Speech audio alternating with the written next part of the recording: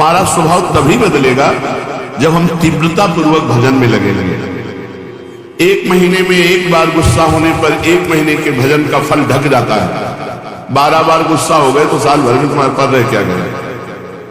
अच्छे से गुस्सा हो जाने पर एक महीने का भजन का फल ढक जाता है। ये संत जन बावरे थोड़ी कि मारो तो भी गुस्सा नहीं होते, शांत रहते। तो बोले जो मारने वाला है फिर वो अगर उसको प्रतिकूलता नहीं दी जाएगी तो और बढ़ जाएगा। नहीं, उमा क्षमा सापौते भारी, अपने कर्म जाए अपकारी। जो तुम्हारा अपकार कर रहा है उसे क्षमा कर दो, तुम्हारी क्षमा उसके लिए सांप से भी बढ़कर जाकर दंड देने वाली बन जाएगी। तुम्हारा भजन तो बढ़िया बच गया और उसको दंड सांप से भी अधिक मिल जाएगा। उमा क्षमा सापौते भारी, अपने कर्म जाए अपकारी। छोड़ो उसको, शांत करो। कोई बात करे तो बहुत नम्र और मृदु बात करो और सावधानी पूर्वक जीवन व्यतीत करो। ऐसे किसी स्त्री पुरुष से बात ही न करो जिससे कोई संबंध नहीं। व्यर्थ में नेत्रों को बहुत संभाल के, वाणी को बहुत संभाल के रास्ते चलते, श्री हरिवंश, जिधर वो श्री हरिवंश आया उधर से मुंह फेरो और फिर बोलो श्री हरिवंश, चल। साधु का स्वभाव ऐसा नहीं होता। ऐसे करोगे फंस जाओगे, ऐसे करोगे फंस जाओगे। बिल्कुल नहीं फंसना।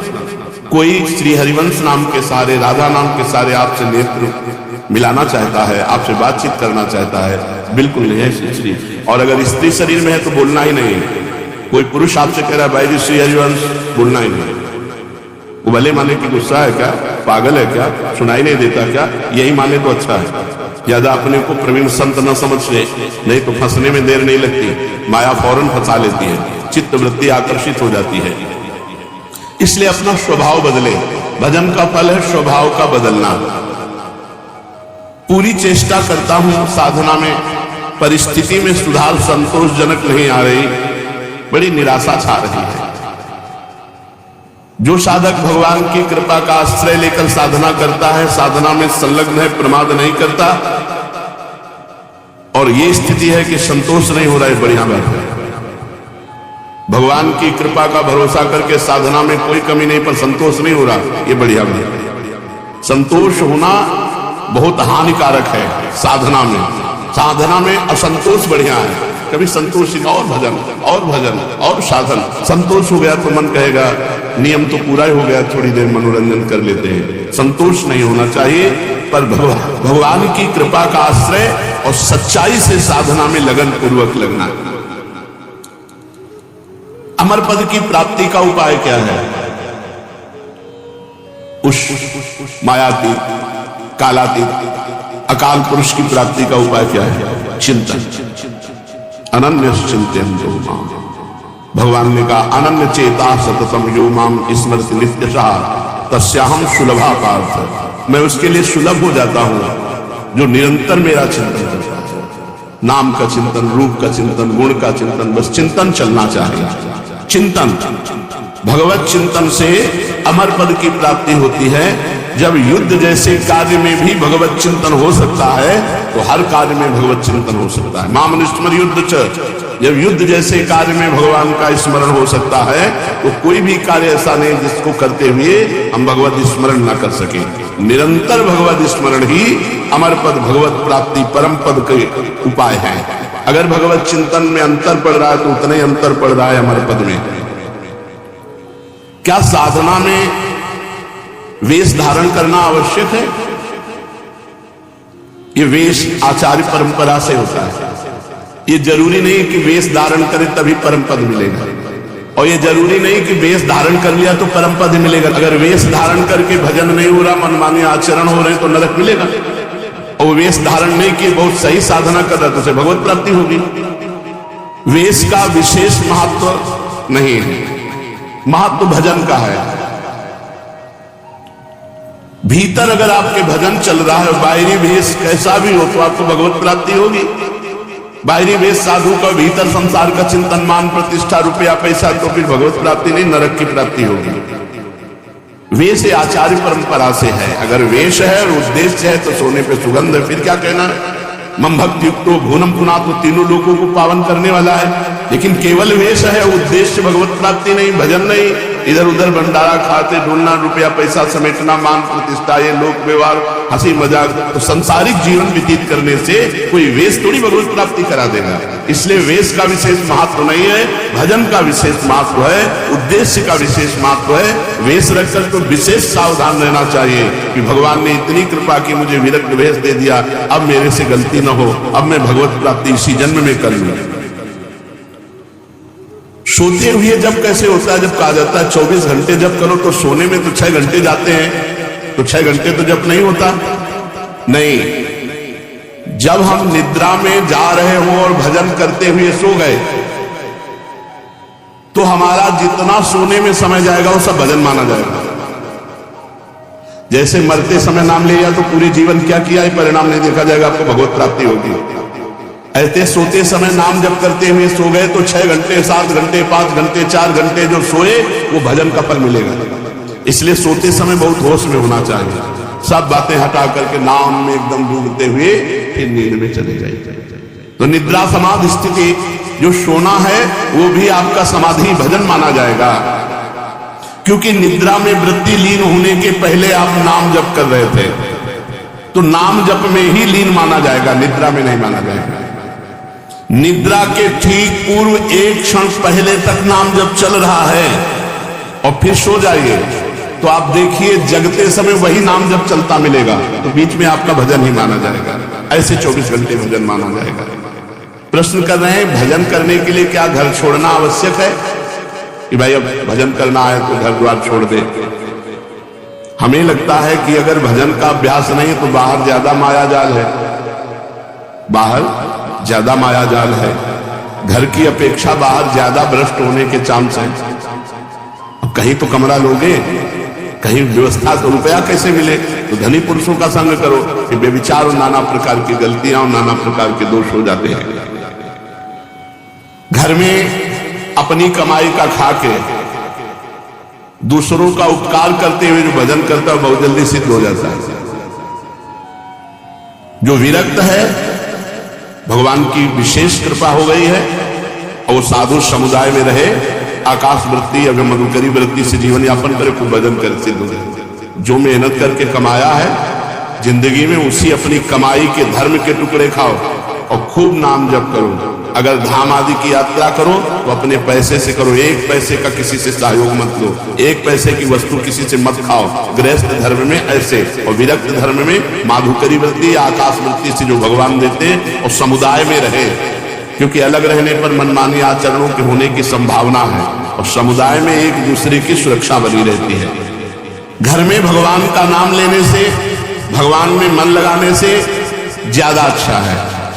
हाँ, जो जीवन भर भजन करता रहा है और उसने देखा हमारे कर्तव्य का कार्य पूरा, बच्चों का ब्याह हो गया, संसार ए भाई राधे श्याम और चला, वो बात अलग है, वो बात अलग है। वो शास्त्र आज्ञा करता चौथेपन में विरक्त होकर के विरक्तों के बीच में रहकर भजन करे, अपने कर्तव्य का पालन हो गया, अब हम भगवान के भजन में चले। कहते हैं कि जो भजन नहीं करता वो आत्महत्यारा है, जो भजन नहीं करता वो आत्महंता है, आत्महत्यारा है। ऐसा क्यों कहा गया है?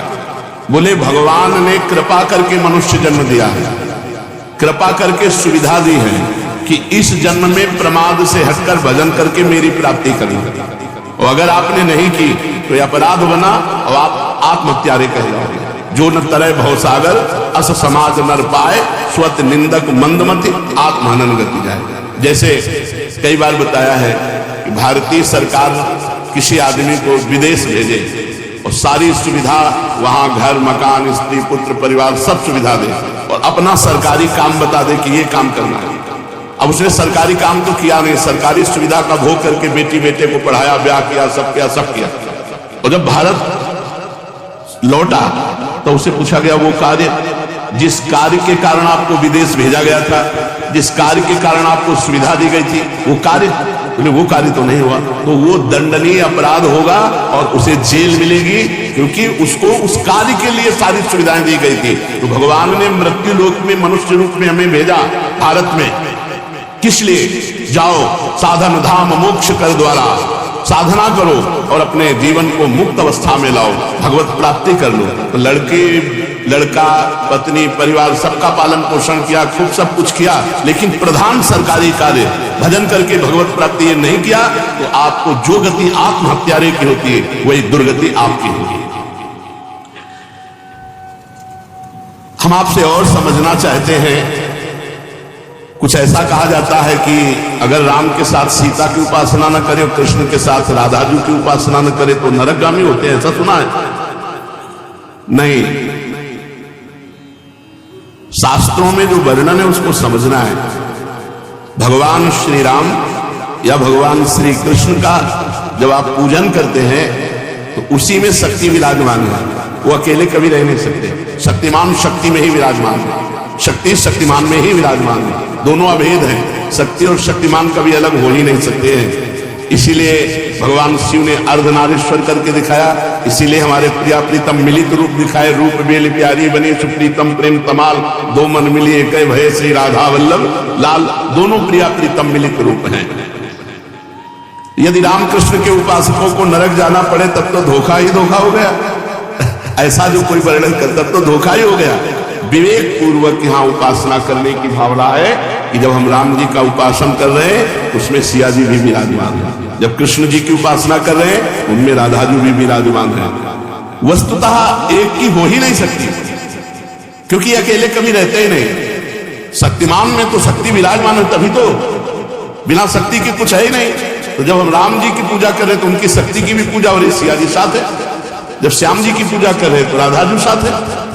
तो शक्तिमान को छोड़कर शक्ति की अलग उपासना कर ही नहीं सकता कोई, दोनों पृथक हैं ही नहीं, दोनों पृथक दिखते हुए भी अभिन्न हैं। जैसे श्री हरिवंश सुरीत सुनाऊं, श्यामा श्याम एक संगाऊं, छिने कमौन अंतर हुई, प्राण सु एक देह है दुई, प्राण सु एक देह है दुई, देह दो है और प्राण एक है, मन एक है, रुचि एक है, स्वभाव एक है, वैसे एक है। जो मनुष्य इनको भिन्न भिन्न मानकर पूजा करता है उसको मान सकते, जो अंतराय रखता है। लेकिन भगवान की पूजा करने वाला कभी नरक कैसे जा सकता है?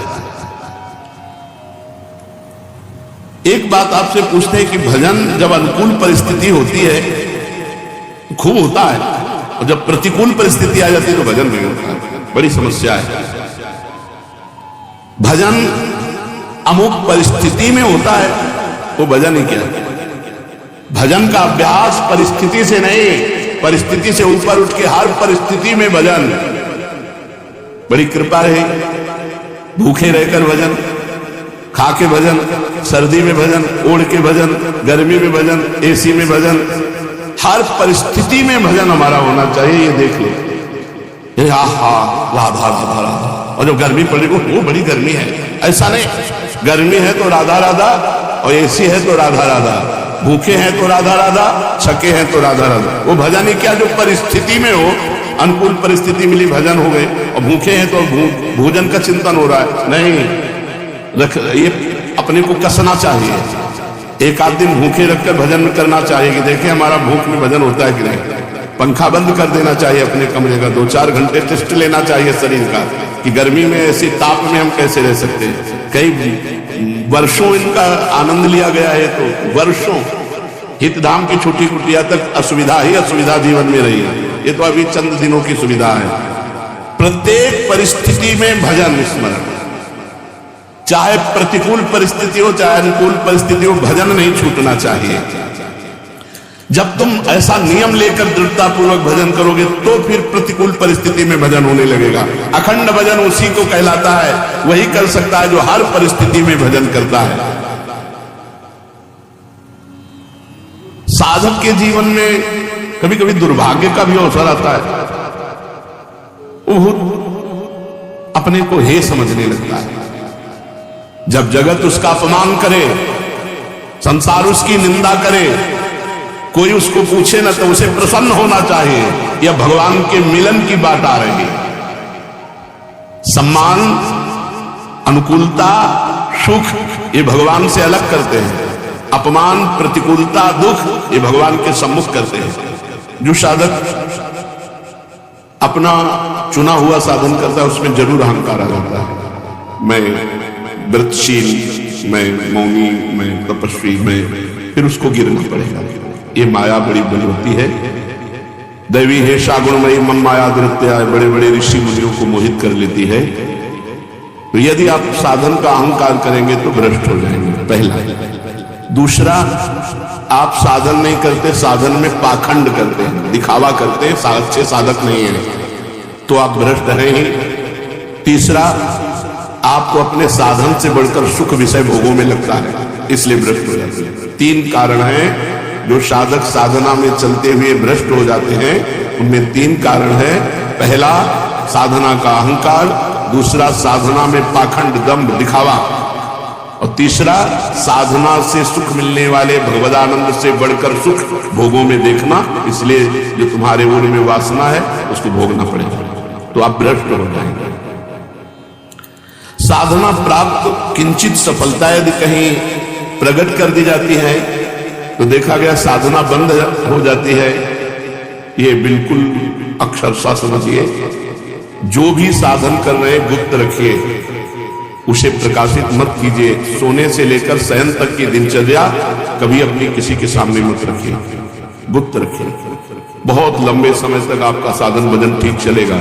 और यदि आपने अपनी साधना व्यक्त कर दी, 2-4 लोग बैठे हैं, उनसे कि आप क्या समझते हो, मैं 1 बजे रात्रि को उठता हूँ, ऐसा ऐसा करता हूँ, ऐसा ऐसा कर, तो बंद हो जाएगा, उठना बंद हो जाएगा, वो दिनचर्या बंद हो जाएगी। स्पष्ट लिखा हुआ है। तो इसमें लिखा है कि दूसरों को बताने के समय हमारे चित्त में अहंकार होता है, अंतःकरण में अहंकार स्फुरित होता है। मैं इतने बजे करता हूं, मैं ये करता हूं, मैं करता हूं, इसके कारण उसकी साधना रुक जाती है।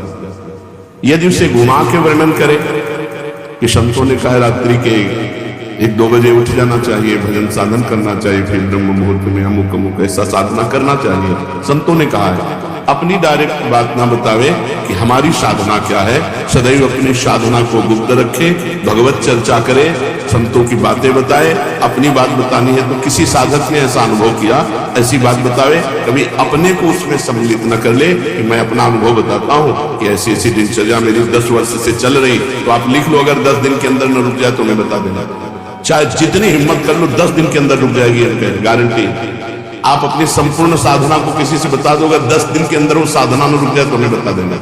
कभी भी किसी भी स्थिति में अपना रहस्य नहीं खोलना चाहिए साधना का, कि हम क्या साधना करते हैं, कितनी करते हैं, क्या करते हैं। कुछ अगर अनुभव के साधकों का मंगल हो तो उसे अन्य संतों के या साधकों के शब्दों में बोल दे, अपने डायरेक्ट ना खोले कि ये मेरी दिनचर्या है, मेरी साधना है। बताते समय भाव तो आ ही जाता है कि मेरा साधन अच्छा चल रहा है, तो इस मनोवृत्ति से कैसे बचे। ऐसी बात मन में आवे तब यही माने कि मेरा साधन गुरु कृपा से चल रहा है, भगवत कृपा से चल रहा है, और दूसरों का भी साधन भगवान जैसा चला रहे हैं वैसा चल रहा है। अभिमान करने की कोई जरूरत नहीं है। अभिमान की वृत्ति उदय होने ही ना दे। दूसरे जैसे भगवान चला रहे हैं वैसे चल रहे हैं, हमें जैसे भगवान चला रहे हैं वैसे हम चल रहे हैं।